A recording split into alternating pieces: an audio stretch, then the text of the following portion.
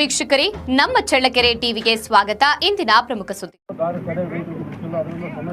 ಚಿತ್ರದುರ್ಗ ನಗರದ ಜಿಲ್ಲಾ ಪಂಚಾಯಿತಿ ಆವರಣದಲ್ಲಿ ಕರ್ನಾಟಕ ರಾಜ್ಯ ರೈತ ಸಂಘದ ವತಿಯಿಂದ ನಡೆಯುತ್ತಿದ್ದ ಪ್ರತಿಭಟನಾ ಸ್ಥಳಕ್ಕೆ ಭೇಟಿ ನೀಡಿ ಬೆಳೆ ವಿಮೆ ಪರಿಹಾರ ಮತ್ತು ಇನ್ನಿತರೆ ಬೇಡಿಕೆಗಳ ಬಗ್ಗೆ ಮನವಿ ಪತ್ರವನ್ನು ಸ್ವೀಕರಿಸಿ ಸಂಬಂಧಪಟ್ಟ ಅಧಿಕಾರಿಗಳೊಂದಿಗೆ ಚರ್ಚಿಸಿ ಸೂಕ್ತ ಕ್ರಮ ಕೈಗೊಳ್ಳಲಾಗುವುದು ಎಂದು ತಿಳಿಸಿದ್ದಾರೆ. ಈ ಸಂದರ್ಭದಲ್ಲಿ ಯೋಜನೆ ಮತ್ತು ಸಾಂಖ್ಯಿಕ ಹಾಗೂ ಜಿಲ್ಲಾ ಉಸ್ತುವಾರಿ ಸಚಿವರಾದ ಡಿ. ಸುಧಾಕರ್ ಅವರು, ಚಳ್ಳಕೆರೆ ವಿಧಾನಸಭಾ ಕ್ಷೇತ್ರದ ಶಾಸಕರು ಹಾಗೂ ಕರ್ನಾಟಕ ರಾಜ್ಯ ಸಣ್ಣ ಕೈಗಾರಿಕೆಗಳ ಅಭಿವೃದ್ಧಿ ನಿಗಮದ ಅಧ್ಯಕ್ಷರಾದ ಟಿ. ರಘುಮೂರ್ತಿರವರು, ಹೊಸದುರ್ಗ ಕ್ಷೇತ್ರದ ಶಾಸಕರು ಹಾಗೂ ಕರ್ನಾಟಕ ರಾಜ್ಯ ಆಹಾರ ಮತ್ತು ನಾಗರಿಕ ಸರಬರಾಜು ನಿಗಮದ ಅಧ್ಯಕ್ಷರಾದ ಬಿಜಿ ಗೋವಿಂದಪ್ಪ, ಜಿಲ್ಲಾಧಿಕಾರಿಗಳಾದ ವೆಂಕಟೇಶ್, ಪೊಲೀಸ್ ವರಿಷ್ಠಾಧಿಕಾರಿಗಳಾದ ರಂಜಿತ್ ಕುಮಾರ್ ಬಂಡಾರು, ಜಿಲ್ಲಾ ಮಟ್ಟದ ಅಧಿಕಾರಿಗಳು, ರೈತ ಸಂಘದ ಭೂತಯ್ಯ, ರೈತರು ಉಪಸ್ಥಿತರಿದ್ದರು.